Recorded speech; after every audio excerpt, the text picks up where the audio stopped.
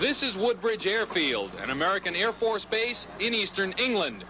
Woodbridge and Bentwaters Field, located some 6 miles away, form a twin-base complex that is the home of the Air Force's 81st Tactical Fighter Wing, armed with some 150 A-10 tank buster aircraft. 4 years ago, however, Woodbridge Field was the site of something that witnesses say seemed to be taken from science fiction. And it looked more like a small lights, a cluster of small lights, instead of one big one. Jerry Harris is a mechanic who owns a car repair shop just off the runway at Bentwaters Field, about 5 miles from Woodbridge. I suppose it must have been there, as far as I know, for 3/4 of an hour. Must be something like that. And all of a sudden, I blinked and it was gone. Gordon Levitt, a game warden who lives in Orford near Woodbridge, saw it too. First of all, it looked as though it was an aircraft. The light was coming in, it appeared to be quite slow, and then it speeded up and it came towards the lodge. And the closer it got, the more I realized it was not an aircraft. The British tabloid press had a field day with reports of the incident, with stories of flying saucers, mysterious lights, and even aliens. The Times of London, however, dismissed the incident and poked fun at the other newspapers. It quoted this man, Vince Thurkettle, a forester who works near the alleged landing site. Thurkettle told CNN that the UFO was merely a beam of light from the nearby Orford Lighthouse. But if you didn't know it was a lighthouse, if you thought it was something small, maybe 2-3 meters across, pulsing about and pulsing white in the forest, yes, it looks as if it's within the trees, and it does appear to light up the trees as well.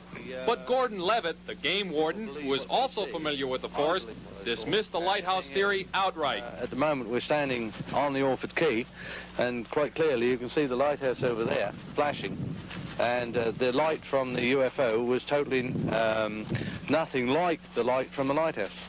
What makes the Bentwaters Woodbridge UFO incident unique is that this official U.S. Air Force report, obtained under the Freedom of Information Act, documents 2 UFO incidents that were intensely investigated by the Air Force. It states, early in the morning of December 27, 1980, 2 Air Force security police patrolmen saw unusual lights outside the back gate at RAF Woodbridge. Thinking an aircraft might have crashed, they called for permission to investigate. The on-duty flight chief allowed 3 patrolmen to proceed on foot. The individuals reported seeing a strange glowing object in the forest that was metallic in appearance and triangular in shape, approximately 2 to 3 meters across the base and 2 meters high. It illuminated the entire forest with a white light. The object had a pulsating red light on top and a bank of blue lights underneath. It was hovering or on legs. As the patrolman approached, it maneuvered through the trees and disappeared. The next day, 3 depressions, 1.5 inches deep and 7 inches in diameter, were found where the object had been sighted on the ground. The following night, the area was checked for radiation. Beta-gamma readings of 0.1 millirens were recorded with peak readings in the 3 depressions and near the center of the triangle formed by the depressions. A nearby tree had moderate readings on the side of the tree toward the depressions. Later in the night, a red sun-like light was seen through the trees. It moved about and pulsed. At one point, it appeared to throw off glowing particles and then broke into 5 separate white objects and then disappeared. Immediately thereafter, 3 star-like objects were noticed in the sky, 2 objects to the north and 1 to the south, all of which were about 10 degrees off the horizon. The objects moved about in sharp angular movements and displayed red, green, and blue lights. The objects to the north appeared to be elliptical and then turned to full circles and remained in the sky for an hour or more. The object to the south was visible for 2 or 3 hours and beamed down a stream of light from time to time. Numerous individuals, including the undersigned, witnessed the activities in paragraphs 2 and 3. Signed, Charles I. Halt, Lieutenant Colonel, United States Air Force, Deputy Base Commander. No, I think I saw a UFO. Some kind of a spaceship from someplace not of this earth. Airman Gregg is a former Air Force security policeman who says he was a witness to the second of 2 UFO landings on consecutive days in December 1980 outside the U.S. Air Force Base at Woodbridge, England. Those events were documented in this official U.S. Air Force report released under the Freedom of Information Act. This now retired security police master sergeant went to the site of the incident along with others to determine what had happened. To protect his current government job, he asked not to be identified. And in the approximate location of this alleged craft landing in the wooded area, I found what appeared to be 3 depressions in the ground. The ground was rather soft at that time, but 3 depressions in a triangular pattern. But it turned out that they were 12 foot equidistant from each other, measured from center to center. An officer who accompanied Master Sergeant G corroborates that account, but since he is still on active duty, he too asked for anonymity. Both he and the sergeant said they took photographs of the physical evidence. I took the pictures, and we thought we had some evidence, but when the pictures came back, they were all whited out. There was nothing on the film itself or on the negatives. Because the site of the incident was located on public land between the 2 air bases, British police were also called in to investigate. We showed them the 3 indentations, and we told them the events that had occurred earlier that morning, and their explanation to us was that these 3 indentations were probably caused by hens or rabbits burrowing in the ground trying to keep warm during the night. At that time, I told them that these indentations were obviously 12 feet apart, and that was rather peculiar, especially when they were in a perfect triangle.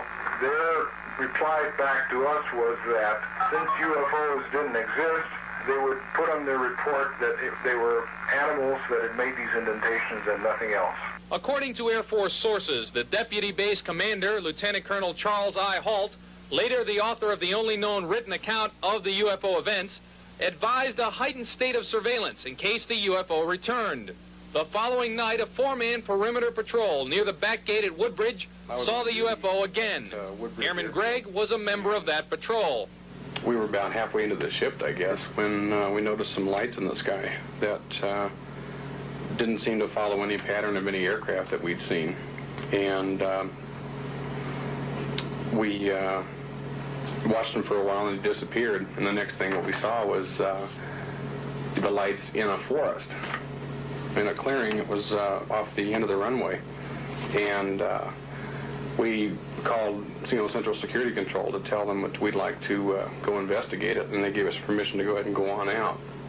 As we got in there, we could see into the clearing and see a series of lights in there surrounded by like a ground fog.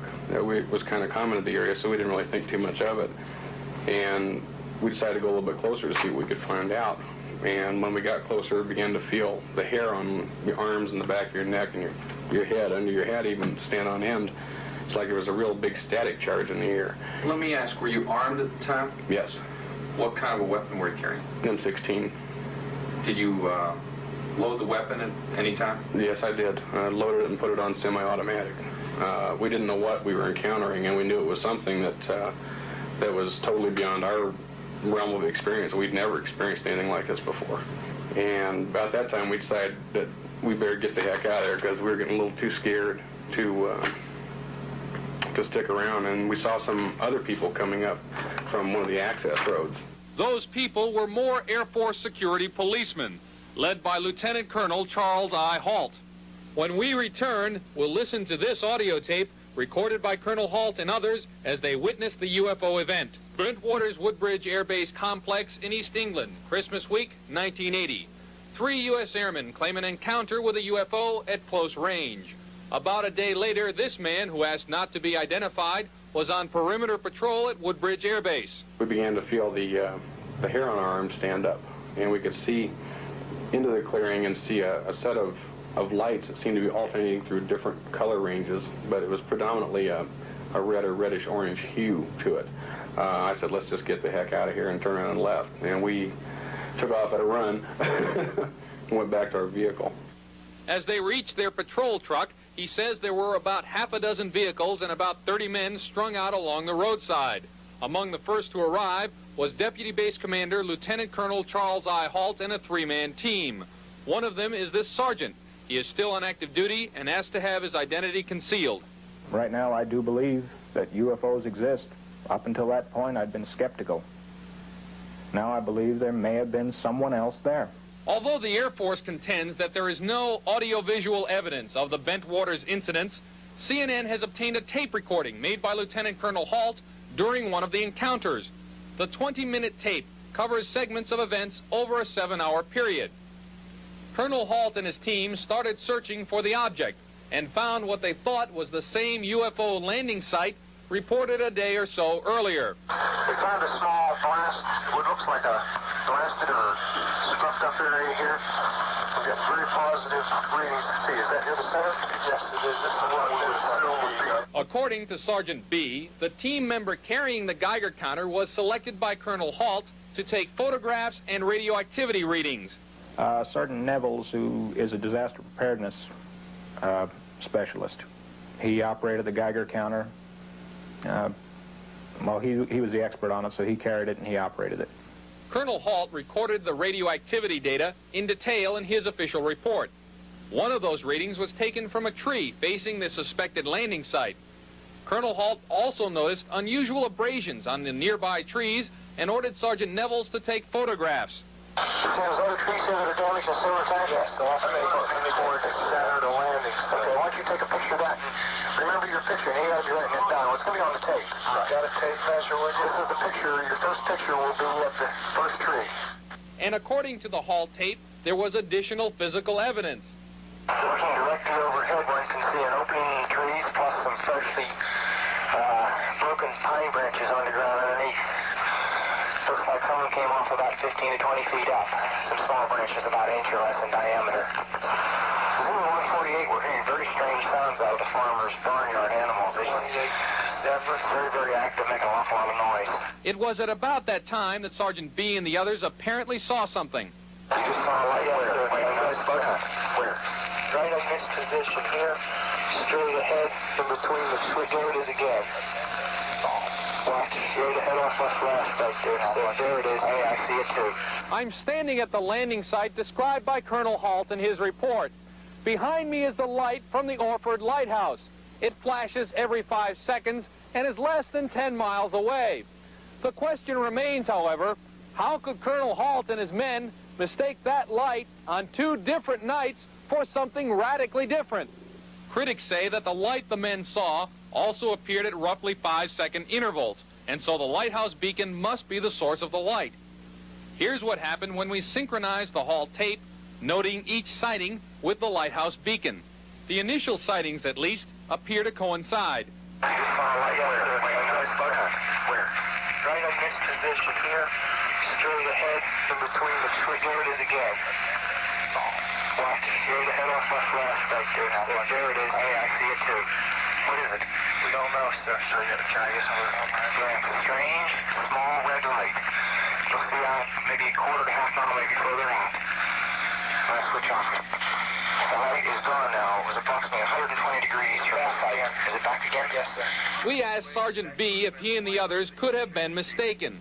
I've never once seen a lighthouse that moved. And this object moved because we followed it.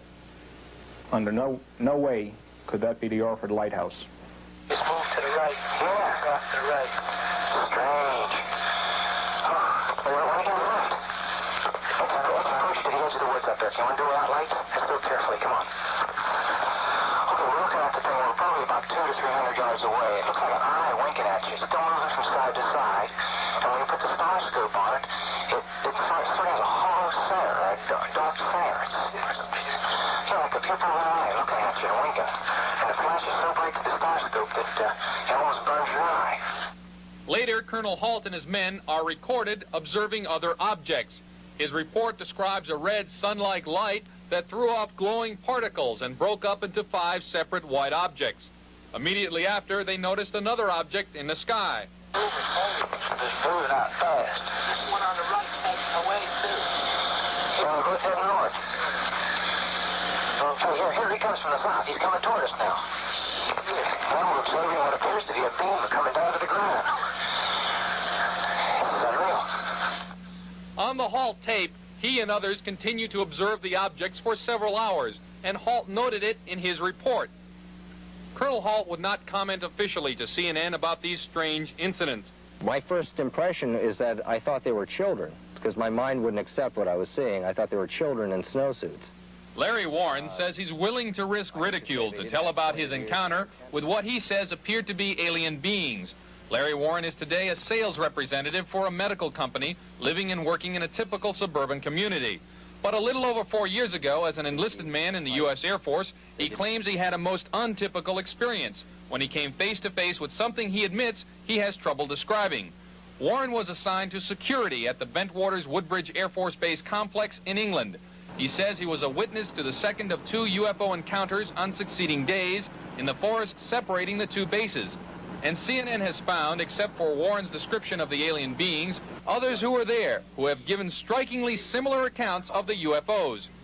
Well, it was predominantly, it looked like a fire at first. That's what we thought it was. So it was more like a red or reddish-orange color, but it had other colors moving around in it. We saw flying objects containing maybe other people or another life form. There were a number of different phenomena seen. A triangular luminous flying object with a red light on top and a series of blue lights underneath. A circular translucent ground-hugging disc. Various lights moving erratically about the night sky, one of which occasionally beamed a shaft of white light downward, and a luminous pulsating red-orange sphere. Didn't look solid at all. It just looked like a self-admitted, piece of light. It was just odd. It seemed like it was no sooner there that it blew up. Not outward or upward, it just blew down with all these sparkles and different colors of light. Indescribable, because it's beyond me how this happened. We weren't injured by it, and I was very close, and it changed, and that was the weirdest thing about it. It changed into the ship that people had seen earlier. The 3 cops had followed out there. Warren's description of the transformed object appears to match what 3 airmen reportedly saw at the same location the night before. But Warren's story takes an even stranger twist. At that point, we saw people, or whatever you want to call them, coming out. They didn't come out. There were no doors or anything on this ship. These things moved out. There were 3 of them, and they were covered with, they had light around them. And it, they came out, they stood there, and they actually floated to make it more complicated. Beings, exactly. No threatening motions were made at us by them. They didn't communicate with me at all. Our base commander was there. Who was your base commander?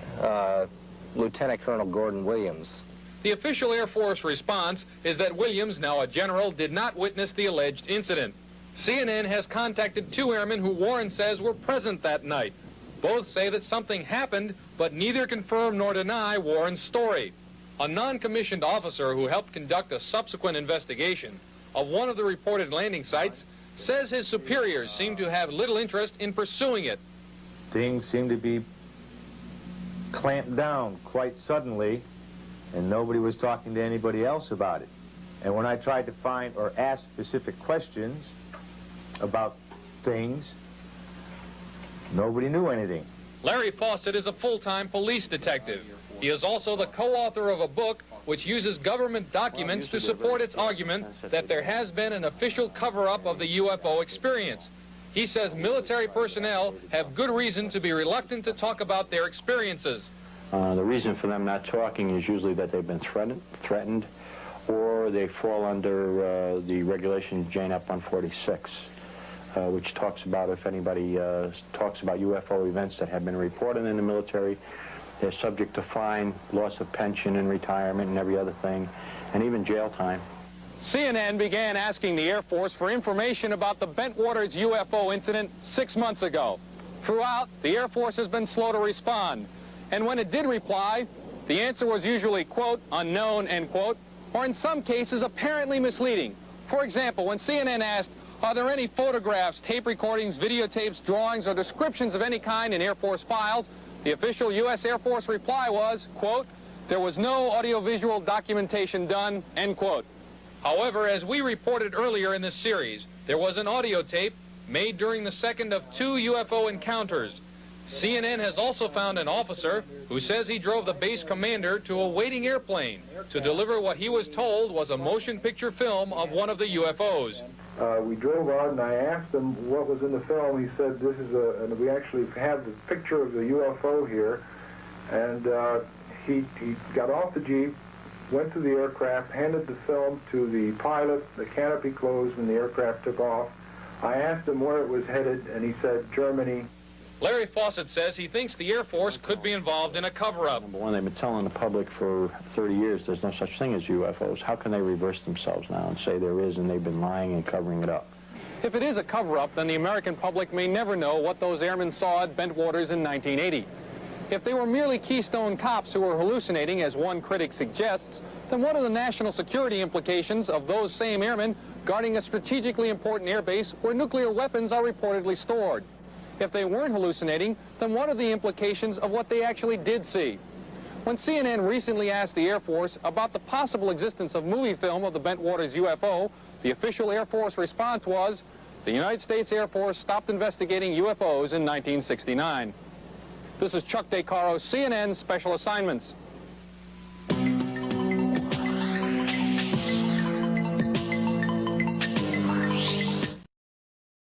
Yes, it looks as if it's within the trees, and it does appear to light up the trees as well.